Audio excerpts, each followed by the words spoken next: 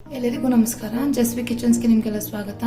ಈ ದಿನ ನಾವು ರವೆ ರೊಟ್ಟಿ ಹೇಗೆ ಮಾಡೋದು ಅಂತ ತಿಳ್ಕೊಳ್ಳೋಣ. ಅದಕ್ಕೆ ಬೇಕಾಗಿರುವಂತ ಇಂಗ್ರೀಡಿಯೆಂಟ್ಸ್ ನಾನು ನಿಮ್ಗೆ ತೋರಿಸ್ತಾ ಇದ್ದೀನಿ. 1 ಕಪ್ ಆಗುವಷ್ಟು ರವೆ ತಗೊಂಡಿದ್ದೀನಿ, 1/4 ಸ್ಪೂನ್ ಆಗುವಷ್ಟು ಜೀರಿಗೆ, ರುಚಿಗೆ ತಕ್ಕಷ್ಟು ಉಪ್ಪು, ಅರ್ಧ ಕ್ಯಾರೆಟ್ ತುರಿದಿಟ್ಕೊಂಡಿದ್ದೀನಿ, 1 ಮೀಡಿಯಂ ಸೈಜ್ದು ಈರುಳ್ಳಿನ ಸಣ್ಣದಾಗಿ ಹೆಚ್ಚಿಟ್ಕೊಂಡಿದ್ದೀನಿ, 3 ಮೆಣಸಿನ್ಕಾಯಿನ ಚಿಕ್ಕದಾಗಿ ಹೆಚ್ಚಿಟ್ಕೊಂಡಿದ್ದೀನಿ, 1 ಹಿಡಿ ಆಗುವಷ್ಟು ಸಬ್ಸಿಗೆ ಸೊಪ್ಪು ಕಟ್ ಮಾಡ್ಕೊಂಡಿದ್ದೀನಿ, ಕೊತ್ತಂಬರಿ ಸೊಪ್ಪು, ಮತ್ತೆ 2 ಟೇಬಲ್ ಸ್ಪೂನ್ ಆಗುವಷ್ಟು ತೆಂಗಿನಕಾಯಿನ ತಗೊಂಡಿದ್ದೀನಿ. ಇಷ್ಟನ್ನ ಯೂಸ್ ಮಾಡ್ಕೊಂಡು ನಾವು ಸಿಂಪಲ್ ಆಗಿ ಕಲರ್ಫುಲ್ ಆಗಿ ರವೆ ರೊಟ್ಟಿ ಹೇಗೆ ಮಾಡೋದು ಅಂತ ತಿಳ್ಕೊಳ್ಳೋಣ. ಮಿಕ್ಸಿಂಗ್ ಬೌಲ್ ತಗೊಂಡಿದ್ದೀನಿ. ಮಿಕ್ಸಿಂಗ್ ಬೌಲ್ಗೆ ನಾವು ತಗೊಂಡಿರುವಂತ ಎಲ್ಲಾ ತರಕಾರಿಗಳನ್ನು ಕಟ್ ಮಾಡ್ಕೊಂಡಿರುವಂತ ಎಲ್ಲ ಇಂಗ್ರೀಡಿಯೆಂಟ್ಸ್ಗಳನ್ನು ಸೇರಿಸ್ಕೊತಾ ಇದ್ದೀನಿ.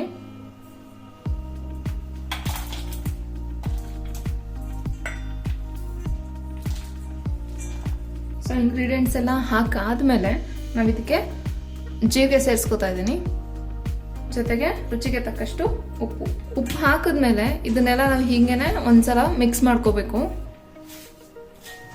ನೋಡಿ, ಇವಾಗ ಮಿಕ್ಸ್ ಮಾಡಿ ಆಗಿದೆ. ನೆಕ್ಸ್ಟ್ ನಾವು ಇದಕ್ಕೆ ರವೆ ಸೇರಿಸ್ಕೊಳ್ಳೋಣ.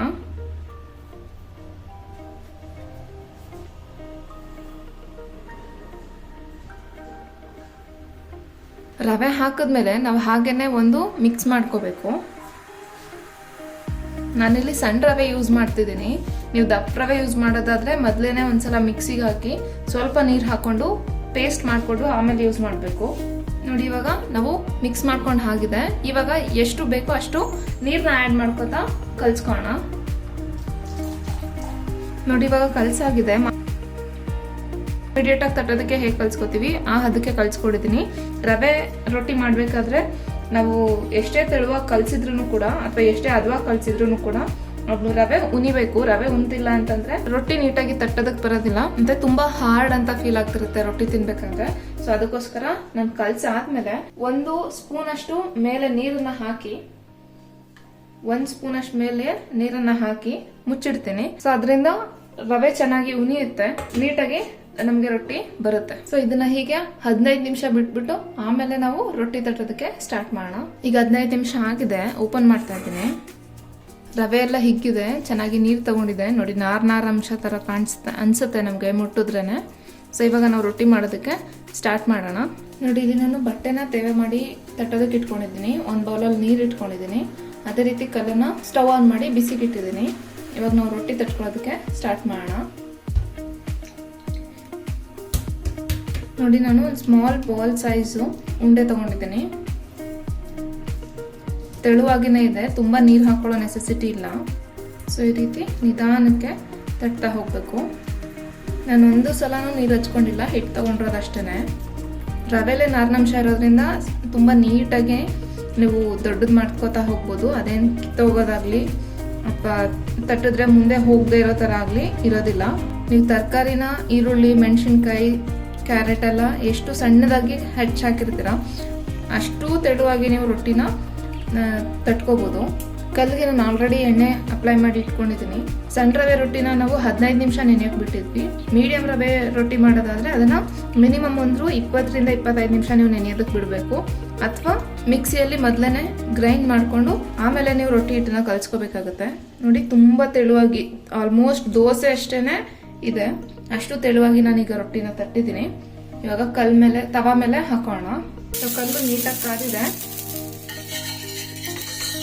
ಇವಾಗ ರೊಟ್ಟಿ ಹಾಕೋಣ. ಸೊ ಸ್ವಲ್ಪ ನೀರು ತಗೊಂಡು ರೊಟ್ಟಿ ಸುತ್ತ ಅಂಚೇನಿರುತ್ತೆ ಅಲ್ಲಿಗೆ ನೀರು ಅಪ್ಲೈ ಮಾಡ್ಕೊಂಡ್ರೆ ಸಾಕು, ನೀಟಾಗಿ ರೊಟ್ಟಿ ಬಿಡುತ್ತೆ.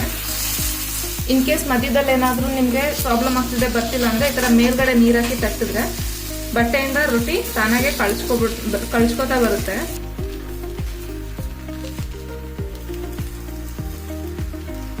ಸೊ ರೊಟ್ಟಿನ ಕಲ್ ಮೇಲೆ ಹಾಕ್ಬೇಕಾದ್ರೆ ಫ್ಲೇಮ್ನ ಲೋ ಮಾಡ್ಕೊಂಡಿರಿ. ಕಲ್ ಚೆನ್ನಾಗಿ ಕಾದ್ಮೇಲೆ ಲೋ ಮಾಡ್ಕೊಳ್ಳಿ. ರೊಟ್ಟಿ ಹಾಕಿದ್ಮೇಲೆ ಮತ್ತೆ ಫ್ಲೇಮ್ನ ಮೀಡಿಯಂ ಮತ್ತೆ ಹೈಗೂ ಮಧ್ಯದಲ್ಲಿ ಇಟ್ಕೊಂಡ್ರೆ ಸಾಕು. ನೋಡಿ, ಈಗ ರೊಟ್ಟಿ ತೇವಾಂಶ ಎಲ್ಲ ಹೋಗಿದೆ. ನಾವಿವಾಗ ಮುಗ್ಸೋಣ.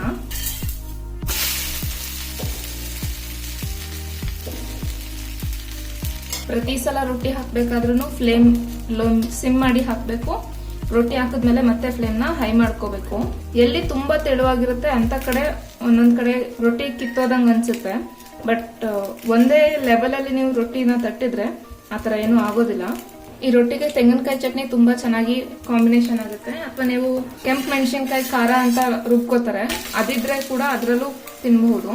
ನಾನು ಇನ್ನೊಂದು ಸೈಡ್ಗೆ ಎಣ್ಣೆ ಹಾಕೋತಾ ಇದ್ದೀನಿ. ತರಕಾರಿಯ ಎಲ್ಲ ಜಾಸ್ತಿ ಹಾಕಿ ಮಸಾಲೆ ರೊಟ್ಟಿ ಮಾಡಿರೋದ್ರಿಂದ ಚಟ್ನಿನೇ ಬೇಕು ಅಂತ ಏನಿಲ್ಲ. ಇವನ್ ನೀವು ತುಪ್ಪ ಬೆಣ್ಣೆ ಜೊತೆಗೂ ಕೂಡ ಹಾಗೇನೆ ತಿನ್ಕೋಬಹುದು.